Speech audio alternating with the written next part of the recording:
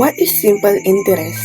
Simple interest is a method of calculating interest on the principal amount only, meaning the interest earned or charged is based solely on the original amount of the money borrowed or invested. It is calculated using the formula I equals P times R times T, where I is the simple interest, P is the principal, R is the annual interest rate, and T is the time period in years. This is different from compound interest, which calculates interest on the principal plus any accumulated interest.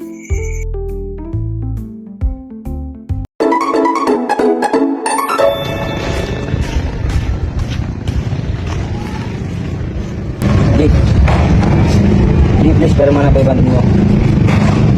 Promise, bayaran ko. Pwede naman, pero may simple interest. Kasi life is hard, economy is real. Kala ko, friendship is real. Ano naman to, drama series, episode 10. Ang utang na walang forever. Hindi, magpupuutang ako. Pero may simple interest para fair. Simple interest, dagdag bayad sa utang dahil tumatagal. Pero hindi tumataas yung interest kada buwan. Kumbaga feelings na hindi nade-depend, steady lang. Aray ko. Parang masakal. Pero matter pala. Okay, sundan na natin. Yung formula, I equals P times R times T. Yung P, yung principal o utang.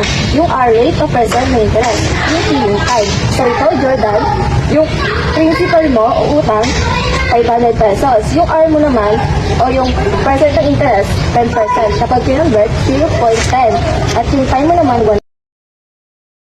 1 equals 500 times 0.10 times 1 equals 50. So, ang interest ay 50 pesos. So, ang babayaran ko kay Jake ay 500 plus 50 equal 550. Yes, very good. Smart ka pala minsan. So, 550 pesos next month. Pag di ka nagbayad. Attention everyone, si Jordan di nagbayad. Huwag pre, nailig siya ko. Tara na, blue tayo milk tea. Si Jordan libre. Kasi may utang siya. Like to Spain.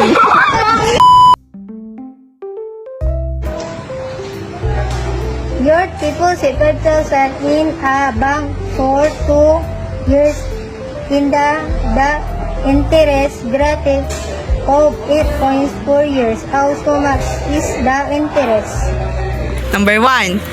The simple interest equals PRT, or the P is principal, rate, and time. Principals is 5,000 and the R is 0.08 and the time is 2. Ang hahanapin natin ngayon ay ang interest. Simple interest equals 5,000, ito yung principal. Tapos itong 0.08, ito yung rate natin. Then yung 2 is yung time.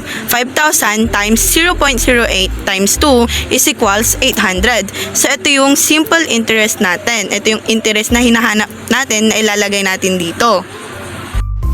Mark borrowed 15,000 pesos for 4 years and paid 3,000 pesos as the simple interest. Find the rate of interest. Number 2, R equals simple interest over PT. P equals 15,000 and the R is yun yung hahanapin natin dito kasi R yung hinahanap, which is rate. T is equals 4 and the simple interest is 3,000. Ito yung solving namin. R equals 3,000 over 15,000 times 4. Ang makukuha natin dito pag sinolve natin to sa scientific calculator is 20. Pero ang ginawa namin, kaya nakuha tong 5 kasi 20 divide 4 is equals 5. Kaya 5%.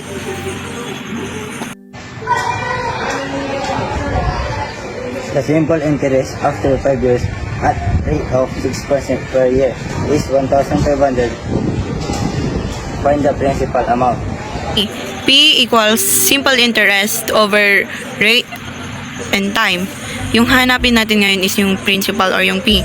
The rate is 0.06 and the time is 5. And the simple interest is 1,500. Ito yung solving namin. principal yung hanapin natin, 'di ba? Kaya P yung nandito. P equals 1,500 over 0.06 times 5. Kaya ang sagot namin ay 5,000. Kasi ito yung lumabas sa calculator. The simple interest on 12,000 at a rate of 6% per year is 4,320. Find how long the money was borrowed or time. Number 4, T is equals simple interest over PR. P is equals 12,000 and the R is equals 0.36 and yung T yun yung hahanapin natin. Simple interest is equals 4,320. Ito yung solving natin. T is equals 4,320 over 12,000 times 06. Ang sagot namin ay 6. So, yung 6, yun yung time namin. Or yung T.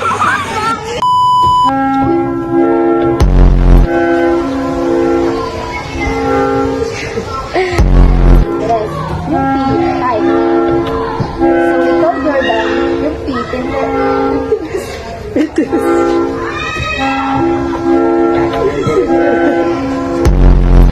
Ano naman to, drama series? Episode 10. Kung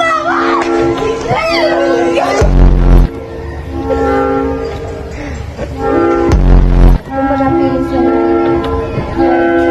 Steady lang.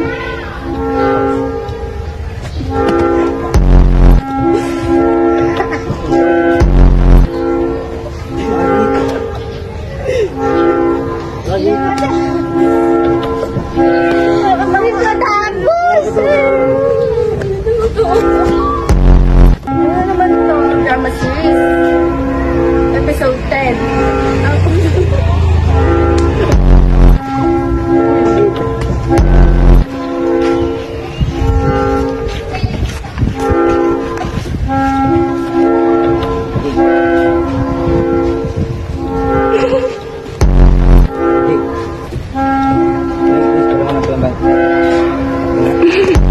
Ano naman to,